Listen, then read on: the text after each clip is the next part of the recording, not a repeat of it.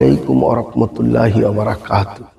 আল্লাহ সুবহানাহু ওয়া তাআলা তার পবিত্র কোরআন মাজিদে এবং রাসূল সাল্লাল্লাহু আলাইহি সাল্লাম আল্লাহ সুবহানাহু ওয়া তাআলার 99টি নাম বা সিফাত বর্ণনা করেছেন। এই 99টি নাম বা সিফাতের কোথাও খোদা শব্দটি নেই, অথচ আমাদের দেশে খোদা শব্দটি বহুল প্রচলিত একটি শব্দ। আসলে খোদা শব্দটি এসেছে প্রাচীন পারস্যের ভিন্ন ধর্মের এক দেবতার নাম। তাদের দুটি খোদা, একটি মঙ্গলের খোদা, একটি অমঙ্গলের খোদা। অথচ আমরা মুসলমানরা নির্দ্বিধায় এই খোদা শব্দটি ব্যবহার করছি। আমরা দেখব রাস্তার বিভিন্ন সাইনবোর্ডে খোদা হাফেজ লেখা এবং একজন আরেকজনকে বিদায় জানাতে খোদা হাফেজ শব্দটি ব্যবহার করি। তাই আমাদের মুসলমানদের কারোই খোদা শব্দটি ব্যবহার প্রযোজ্য নয়।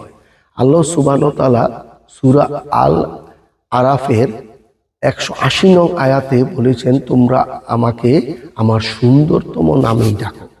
তাই আল্লাহ সুবহানাহু ওয়া তাআলার যে 99টি নাম বা সিফাত রয়েছে আমরা তা ধরেই ডাকবো, এবং এটার মধ্যে 99টি নামের মধ্যে বিশেষ ফজিলত রয়েছে।